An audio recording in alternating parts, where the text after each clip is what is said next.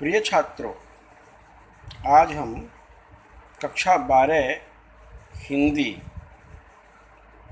आरोह भाग 2 बाजार दर्शन, जिसके लेखक जैनेन्द्र कुमार हैं, पाठ शीर्षक की चर्चा करेंगे।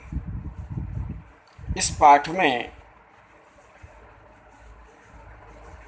लेखक ने बाजार की उपयोगिता की ओर संकेत किया है कि बाजार की मानव के जीवन में क्या उपयोगिता है, बाजार को कैसा होना चाहिए। प्रस्तुत निबंध में बाजार के उपयोग, सदुपयोग और दुरुपयोग पर सूक्ष्म चिंतन प्रकट किया गया है। लेखक ने सार रूप में ये कहा है कि बाजार मनुष्य की आवश्यकताओं की पूर्ति का साधन है, शोषण, दिखावे या अहम पूर्ति का साधन नहीं। किंतु प्रायः देखा जाता है कि बाजार का सही उपयोग हम लोग नहीं कर पाते। पाठ का शीर्षक बाजार दर्शन, यानी बाजार के प्रति हमारा क्या दर्शन हो, हमारी क्या दृष्टि हो, हमारा कैसा दृष्टिकोण हो, इसकी ओर संकेत करता है। तो आइए पाठ के सारांश की चर्चा करते हैं। इस पाठ के सारांश को हम कुछ बिंदुओं में बांट लेंगे। जैसे प्रारंभ में मित्र द्वारा फालतू खरीद। एक सज्जन, हमारे मित्र बाजार जाते हैं और लौट के आते हैं तो ढेर सारा सामान उनके पास है।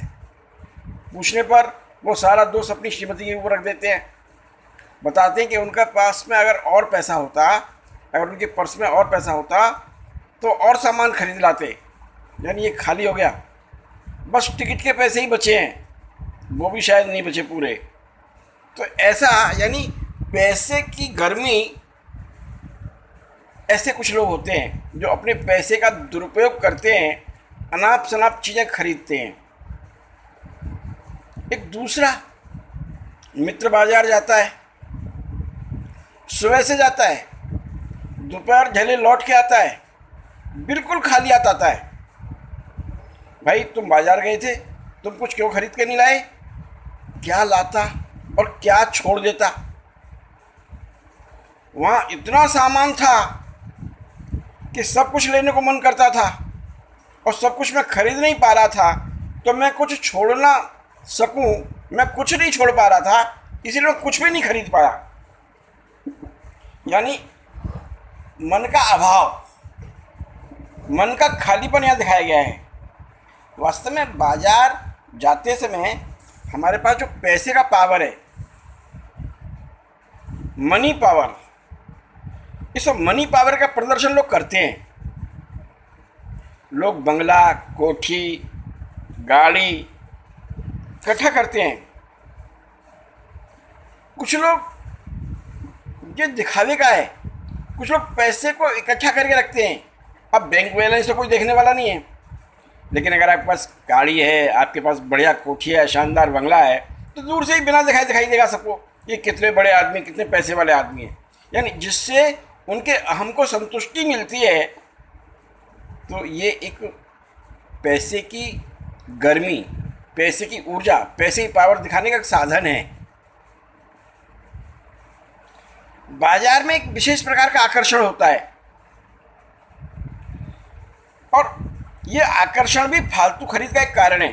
आप बाजार जाइए, वहाँ पर दुकानदार अपने सामान को इस तरह सजा के रखते हैं कि वो सामान हमें अपनी ओर आकर्षित करता है, हमें खींचता है, हमसे कहता है भैया मुझे ले लो, मुझे खरीद लो।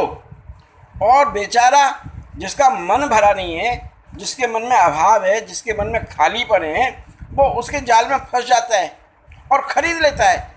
आवश्यक नहीं, अनावश्यक खरीद लेता है।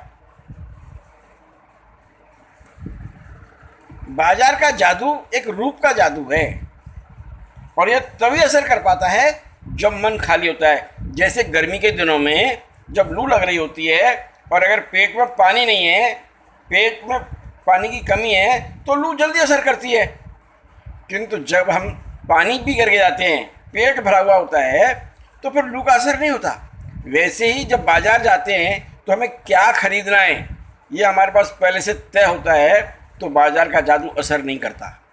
लेकिन जब हम शॉपिंग के लिए जाते हैं, ख़रीदारी के लिए जाते हैं और क्या खरीदना है ये तय नहीं होता है, उस समय बाज़ार का जादू सिर चढ़ करके बोलता है और फिर वो हमें अनाप शनाप अनेक उल्टी सीधी चीज़ें खरीदने के लिए बाध्य कर देता है और हम खरीद लेते हैं। खाली मन क्या है और बंद मन का क्या अंतर है? बंद मन का अर्थ है शून्य। देखिए, शून्य तो सिर्फ परमात्मा है। व्यक्ति कभी शून्य नहीं हो सकता, व्यक्ति कभी पूर्ण नहीं हो सकता। उसमें निश्चित रूप से अभाव रहेगा, इच्छाएं रहेंगी और इच्छाओं का विरोध करना ये झूठ है। हम इच्छाओं को दबा सकते हैं, शांत नहीं कर सकते। और डांट दे करके मन को बंद करना ये इच्छाओं की जीत है, ये लोभ की जीत है। लोभ को जीतना नहीं है, इससे तो लोभ जीतता है। मन को बंद करना, बलात् बंद करना, ये हठ योग है। इससे मन और संकीर्ण और क्षुद्र होता जाता है और जब उसे मौका मिलता है तो वो दूनी ताकत से उछल करके खुल के सामने आता है। वास्तव में हमें अपनी अपूर्णता को स्वीकार करना चाहिए। सच्चा कर्म वही है जो हमें अपूर्णता का बोध कराए। हमें अपने मन को बलात् नहीं रोकना चाहिए, बल्कि उसकी बात सुननी चाहिए। वो भी भगवान ने हमें दिया है, उद्देश्य पूर्ण दिया है। हाँ, मन को मनमानी करने की छूट नहीं देनी चाहिए, उसको समझाना चाहिए, क्योंकि वह संपूर्ण नहीं है, वो सिर्फ एक अंश है। तो हमें अपने मन को अपने कब्जे में रखना चाहिए, अपने काबू में रखना चाहिए, ऐसा लेखक का कहना है। अब इसी बीच में उन्होंने एक किस्सा लिखते हैं लेखक भगत जी, चूरण वाले। छियान का चूरन बेचते हैं, चूरन बनाते हैं, बहुत अच्छा चूरन है। घर से निकलते उनका चूरन बिक जाता है। 6 आने पैसे पूरे होते ही वो चूरन बच्चों को मुफ्त बांट देते हैं। लोग उनसे थोक खरीदारी करना चाहते हैं, वो किसी को थोक में नहीं बेचते। उनका नियम है सिर्फ 6 आने का चूरन बेचना है। बाजार भी जाते हैं, बाजार सजा भी होता है, लेकिन उन्हें जिस दुकान पर काम है, पसारी की दुकान पर काम है, वो वहाँ जाते हैं। वहाँ से अपने चूरन के लिए उन्हें जो सामान जीरा इत्यादि चाहिए वो खरीद लेते हैं और सबसे मिलते हुए प्रसन्न होते हुए लौट के आते हैं। यानी उन पर बाजार के जादू का प्रभाव नहीं पड़ता। क्यों? क्योंकि उनके मन में खालीपन नहीं है, उनके मन में एक लक्ष्य तय है, एक निश्चितता है कि उन्हें क्या सामान खरीदना है। ऐसा ही भरा मन जो शांति से भरा हो, जबरदस्ती बलात् जैसे नहीं भरा गया है, इसकी ओर संकेत करता है लेखक। और ये पैसे की शक्ति व्यंग्य शक्ति है। जिनके पास पैसा है, मोटर में बैठ के जा रहे हैं, धूल उड़ाते हुए जा रही है मोटर, हम देखते हैं, हमें लगता है ये मोटर हमारे पास भी होनी चाहिए। क्या हम ही ऐसे थे जो मोटर नहीं थी? क्या हम ही ऐसे माँ बाप के घर पैदा होना था जो गरीब थे? तो इस प्रकार का एक भाव मन में आता है। ये अब पैसा अपनी अजेयता को यहाँ पर प्रदर्शित करता है। बाजार की सार्थकता सिर्फ उसी में है कि मनुष्य जो खरीदना चाहता है, मनुष्य के लिए जो आवश्यकता है, वो उनकी पूर्ति का साधन बने, मनुष्य को लूटने का साधन नहीं बने। धन कैसे कमाया जाए इसकी चिंता नहीं हो, बल्कि मनुष्य की आवश्यकताओं की पूर्ति कैसे हो इसकी चिंता हो।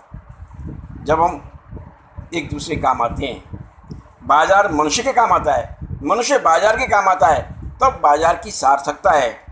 और ऐसा एक बाजार चाहिए, लेकिन जहाँ बेचने और खरीदने वाले होते हैं, जहाँ छल कपट का व्यापार होता है, जहाँ एक दूसरे को ठगने की घात होती है, ऐसा बाजार सिर्फ शोषण को बढ़ाता है, कपट को बेचता है।